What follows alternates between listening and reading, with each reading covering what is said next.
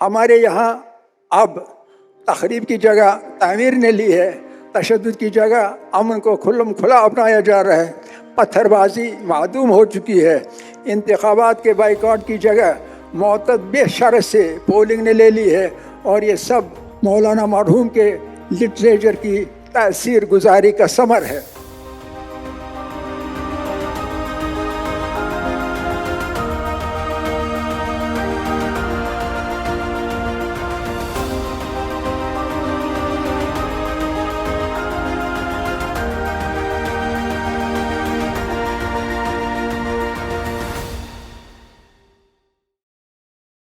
اگلے ہمارے اسپیکر ہوں گے پروفیسر سید مہدی الحسن صاحب رضوی، کشمیر سے آپ تشریف لائے ہیں۔ میں گزارش کروں گا کہ وہ مائک پر تشریف لائیں۔ آپ کا موضوع ہوگا کشمیر میں مولانا وحید الدین خان صاحب کے لٹریچر کا مثبت اثر۔ آپ ریٹائرڈ پرنسپل ہیں گورنمنٹ کالج آف ایجوکیشن سری نگر کے۔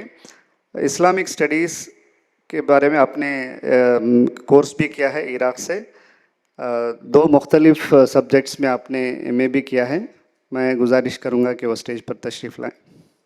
اعوذ باللہ من الشیطان الرجیم ونعوذ به من شرور انفسنا ومن سیئات اعمالنا بسم اللہ الرحمن الرحیم الحمد للہ وکفى سمع اللہ لمن دعا لیس وراء اللہ المنتهى ومن اعتصم باللہ نجا والصلاة والسلام على عباده الذين اصطفى ورحمۃ اللہ وبرکاتہ علی من اتبع الہدى۔ اما بعد، قال اللہ سبحانہ وتعالی عز اسمہ وجل شانہ، اعوذ باللہ من الشیطان الرجیم ولا تہنوا ولا تحزنوا انتم الاعلون ان کنتم مؤمنین، صدق اللہ العلی العظیم۔ محترم و مکرم خواتین و حضرات، السلام علیکم ورحمۃ اللہ وبرکاتہ۔ مجھ ناچیز کو حکم ہوا ہے کہ کشمیر میں مولانا وحید الدین خان صاحب رحمہ اللہ کے تحریر کردہ لٹریچر کا اثر بیان کروں۔ پہلے تو میں لب کشائی کی دعوت دینے کے لیے کانفرنس کے منتظمین کا تہہ دل سے شکریہ ادا کرتا ہوں، اور پھر تعمیل ارشاد کے طور پر اپنے آپ سے ہی شروع کرتا ہوں۔ کالج کے زمانے میں جب عمر کے تقاضوں کے اعتبار سے ہر نوجوان آئیڈیلسٹ ہوتا ہے اور یوٹوپین بھی، میں نے قرآن مجید کو ترجمے کے ساتھ پڑھنا شروع کیا۔ جب میں سورہ آل عمران کی 139ویں آیت پر پہنچا، جس کی تلاوت کا شرف میں اپنے حمد و ثنا میں ابھی حاصل کر چکا ہوں، تو اس کا ترجمہ پڑھ کر ایک دم سے گویا اٹک کے رہ گیا۔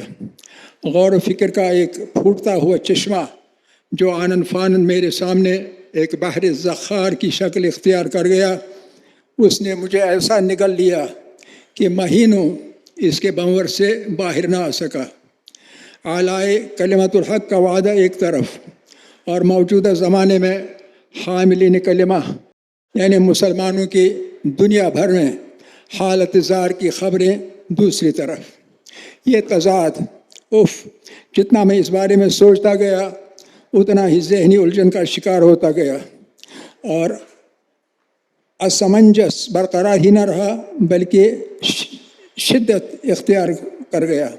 مدت مزید کے بعد پھر نہایت خوشی کے ساتھ وہ وقت آ ہی گیا جب ماہنامہ الرسالہ کے اجرا کے ابتدائی شماروں میں اچانک ایک شمارہ میرے ایک دوست کی وساطت سے میرے ہاتھ آ گیا۔ ایک آدھ صفحہ پڑھ کر ہی میں چونک گیا، اور پھر کیا تھا، کمال انہماک اور تیزی کے ساتھ پڑھتا گیا، یہاں تک کہ کیسے میں نے پورا شمارہ ایک ہی مجلس میں پڑھ بھی لیا تھا اور سمجھ بھی لیا تھا، مجھے پتہ ہی نہ چلا۔ خوشی سے میرا ٹھکانہ نہ رہا، میرا ذہنی خلفشار بھی ختم ہوا تھا، اور مجھے میرے سوالوں کا جواب بھی ملا تھا۔ سب سے بڑھ کر مجھے یقین ہو چلا تھا کہ مجھے ایک مرشد بھی مل گیا ہے۔ آئے مقدسہ میں میرا غور و فکر اب انجام کو پہنچ چکا تھا۔ مذکورہ آئے بینہ میں अंतुमुल अवलाउन तो जवाबी शर्त था, और इन कुंतुम मोमिनीन शर्त, और जुमले में ये एक तरह से मुब्तदा मौखर था। अब तो मैंने अच्छी तरह से दर्क किया था कि इज़ा फ़ात शर्त फ़ातल मशरूत। तारीख़ी आलमी पस मंज़र में देखें तो जैसा कि मशहूर हिस्टोरियोग्राफ़र अब्दुर्रहमान इब्न खल्दून ने पेश गोई की थी कि इल्म से ही दूरी की वजह से मुसलमानों का इन्हितात बहुत करीब ही ज़माने इस्तक़बाल में शुरू होगा। इल्म से दूरी यानी मारिफत यकीन का फुक़दान, यही तो ईमान से तही दस्ती न सही ज़ोफ़ ईमान तो है। हमारा क़ल्ब जो खुदा ही वाहिद के लिए हमारे वजूद में मखसूस तौर पर जाए सुकूनत है, इस मकाम को गस्ब करके वहाँ हमने इब्लीस को बसा रखा है।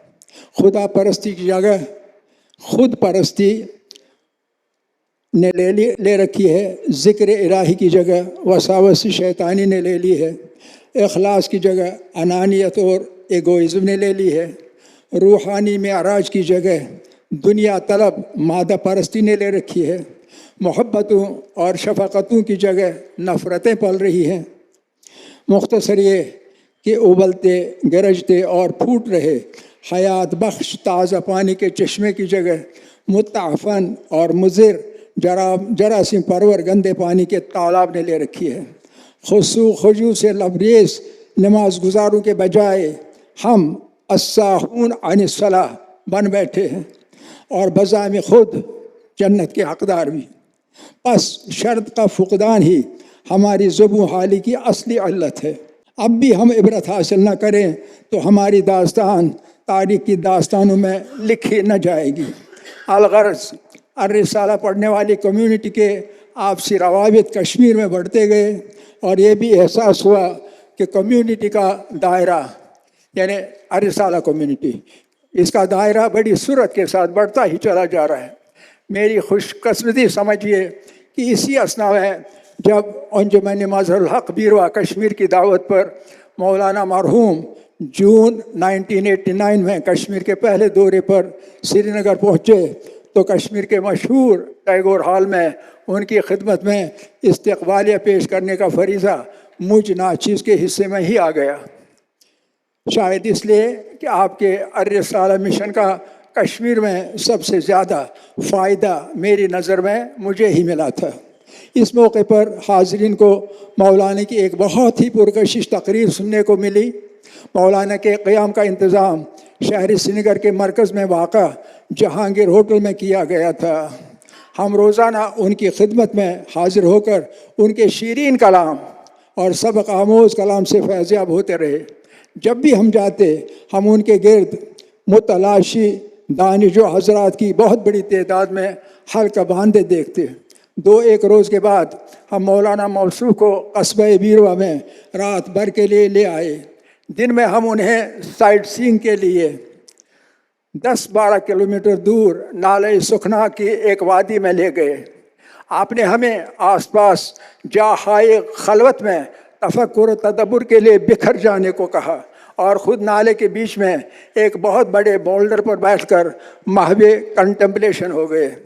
फिर जब हम इधर उधर से फितरत के तजलियात से महजूज़ होकर निकले तो मौलाना मरहूम भी हमसे आ मिले और अपनी मखसूस अंदाज में दावत फ़िक्र दे दी कि आपने वहाँ बेशुमार पत्थरों के बीच से बग़ैर उन पत्थरों से टकराए पानी को अपना रास्ता बनाते हुए आगे की तरफ रवान दवान देखा। ये हमारे लिए भी इबरत का मुकाम है कि कैसे हम रुकावटों को दाएं बाएं पीछे छोड़कर टकराए बिना आगे की तरफ तामीर और तरक्की के रास्ते पर चलते रहें। बीरवा में ही एक महफिल में असनाए गुफ्तगू एक इस्लामी जमात का ज़िक्र चला तो आपने नागवारी का इजहार किया। इस पर हाज़रीन में से किसी ने आपकी खिदमत में तजवीज़ पेश की कि मौलाना आप एक तंजीम कायम करें। आपने इस बात में अपने सर को जुम्बिश दे दी और एक नाम भी तजवीज़ किया, जमात रब्बानी। सवाल किया गया कि इस जमात की वाकई नज़्मबंदी का ऐलान कब होगा। आपने एक चश्म कुशा जुमला इरशाद फरमाया, جب مسلمان ایک دوسرے پر کاٹ دوڑنا بند کریں، قربان جائیں۔ کیا پرمعنی اور معرفت آفرین جملہ تھا۔ اعمال بد کا نتیجہ کہ مولانا کے اس مبارک سفر کے چند ہی مہینوں کے اندر رنگ بدلتے سیاست مداروں کی چال بازی کے نتیجے میں کشمیر میں ایک طویل آگ اور خون ریزی کی ہولی کھیلنے کا اسٹیج برپا کیا گیا۔